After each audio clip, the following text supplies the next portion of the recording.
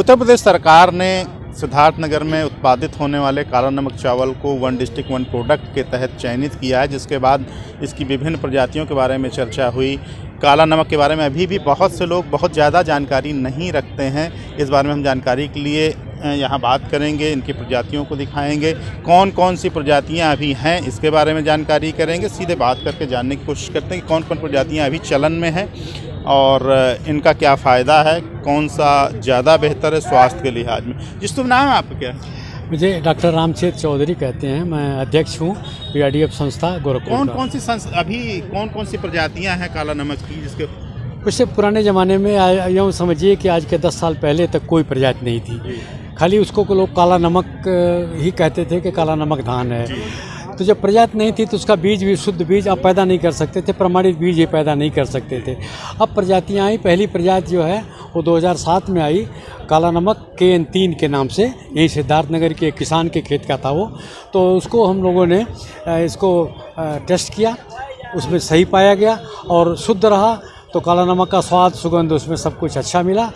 उत्तर प्रदेश सरकार से हमने उसको रिलीज़ कराया, भारत सरकार से हमने उसको जो है नोटिफाई करवाया। जब से किसानों को बीज मिलने लगा, किसानों को बीज मिला, उन्होंने कहा कि बहुत अच्छा स्वाद सुगंध है, लेकिन ये लंबा है, 2 मीटर, गिर जाता है, कंबाइन से कटाई नहीं हो सकती है। तो इस नाते हमने उसको छोटा किया।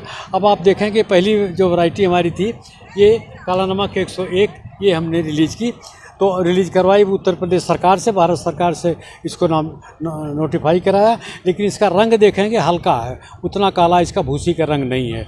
तो और सब कोई सारी अच्छाइयाँ काला नमक की हैं इसमें, लेकिन इसका रंग है। इसको हमने फिर शुद्ध करके अगला जो बौना काला नमक 102 करवाया, ये उससे ज़्यादा गाढ़ा है इससे। लेकिन अभी भी जो शुद्ध काला नमक है, पुराना काला नमक, उससे उतना गाढ़ा ये नहीं है। अगली प्रजाति जो हमने विकसित की और भारत सरकार से इसको नोटिफाई कराया, वो है काला नमक किरण। तो सबसे नवीनतम प्रजाति यही है। इसका देखेंगे आप, इसकी भूसी का रंग एकदम काला है और इसमें जो महक है वो एकदम क्या महक है पुराने काला नमक की। स्वाद और सुगंध भी खाने में उसी किस्म का है। तो इस तरह से 4 प्रजातियाँ अब हो गई हैं जिसका प्रमाणित बीज मिल रहा है। प्रमाणित बीज ये मिल रहा है और उसमें उत्तर प्रदेश सरकार इसको प्रमाणित करके ये किसानों को ये बीज दिलवा जा रही है। और इसी नाते इसका रकबा बढ़ रहा है कि 2000 से 50,000 हेक्टेयर में ये पहुंच चुका है जी।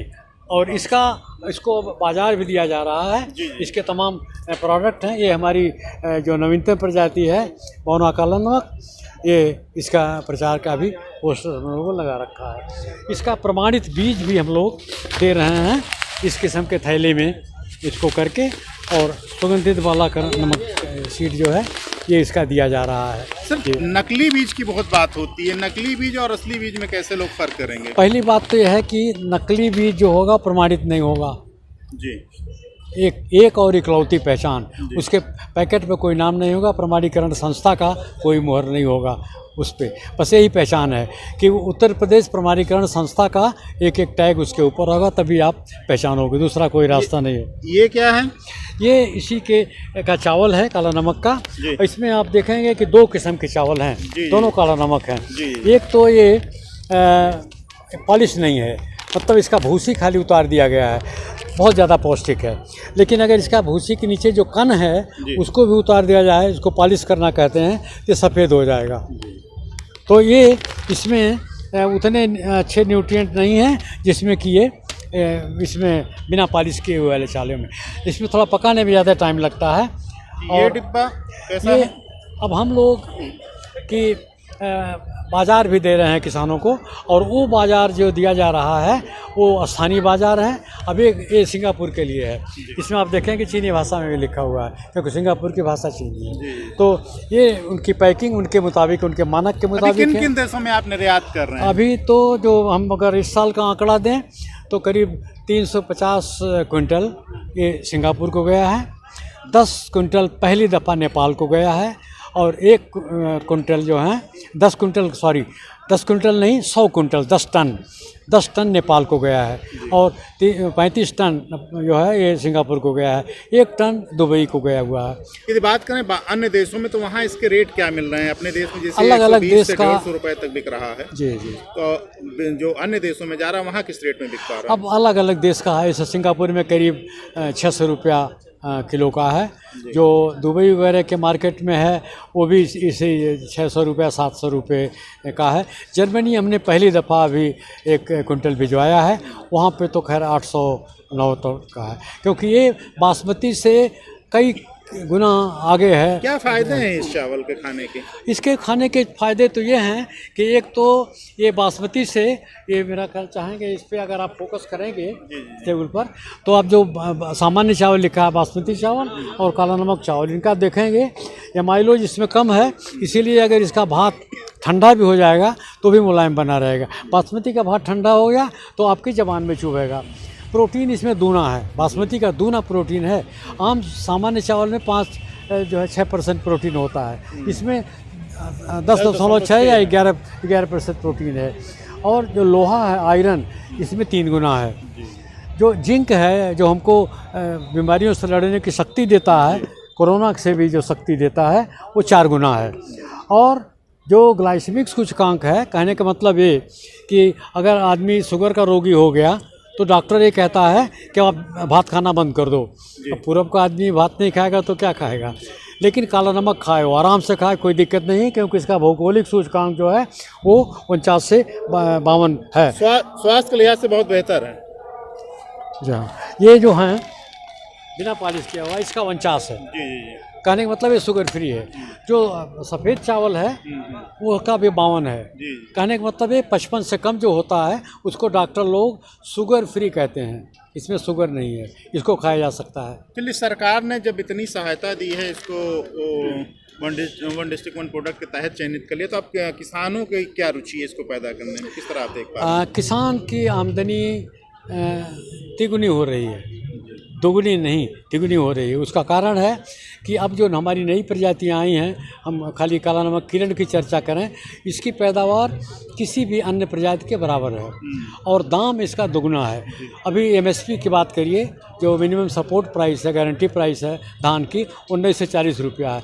इसको हम लोग 3,500 4,000, अगर वो सिद्धार्थनगर का है तो 4,500 रुपया क्विंटल के हिसाब से हम धान खरीदवा रहे हैं, तो ऐसे दुगनी हो गई। तो इसलिए किसान भाग रहा है इसके पीछे।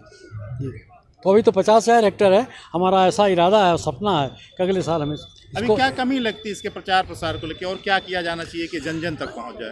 अब आपने बहुत ही सुंदर सवाल किया, मेरे दिल की बात पूछ ली। हम एडमिनिस्ट्रेशन को, सरकार को लगातार ये कह रहे हैं कि बासमती का नाम है दुनिया भर में, लेकिन इसके पीछे कितने प्रयास हुआ हैं संभवतः ये लोग भूल जाते हैं। बासमती का एक्सपोर्ट प्रमोशन बोर्ड बना है, उसमें करोड़ों का बजट है, ठीक है, उसका हेडक्वार्टर मेरठ में है। मैं सरकार को कह रहा हूँ कि एक काला नमक का भी प्रमोशन बोर्ड बनाइए, उसका हेडक्वार्टर या तो सिद्धार्थनगर में रखें या तो गोरखपुर में रखें, दोनों के कारण है अलग अलग, लेकिन एक प्रमोशन बोर्ड होना चाहिए। आज ही कई मंत्रीगणों से बातचीत हुई, उन्होंने कहा हाँ ठीक है, कमिश्नर बस्ती से बात हुई, उन्होंने कहा ठीक है। तो इस नाते अब ये पहला प्रयास होगा कि काला नमक के लिए एक प्रमोशन बोर्ड बनाया जाए, और उससे जो असली और नकली काला नमक है, पहला चीज़ उसका भेद ख़त्म हो जाएगा, और दूसरा गुणवत्ता के आधार से किसको हम काला नमक कहें और किसको न कहें, वो मानक एक बनेगा, वो भी ये संस्था ही बनाएगी। जो किसान इसकी पैदावार करना चाह रहे हैं उनको क्या सुझाव देना चाहें कि वो नकली बीजों से बचे, कैसे वो अच्छी पैदावार करें और कौन सा बीज यूज़ करें? जी, वो खाली प्रमाणित बीज इस्तेमाल करें। दूसरा, सरकार को चाहिए कि जो ये बेच रहे हैं बिना प्रमाणित बीज, उनको पकड़ें। बस इसके अलावा ये सरकार का इतना बड़ा सहयोग हो जाएगा कि अपने आप किसान को शुद्ध बीज मिलेगा, और अगर शुद्ध बीज बोएगा तो शुद्ध पैदावार होगी, पैदावार अगर शुद्ध होगी तो गुणवत्ता उसकी ठीक ठाक होगी। तो ये थे रामचेत चौधरी जी, जिन्होंने काला नमक को लेकर बहुत विस्तृत जानकारी दी है। किसानों को भी बताया है कि वो प्रमाणित बीज का यूज़ करें, और ये स्वास्थ्य के लिए भी बहुत ही अच्छा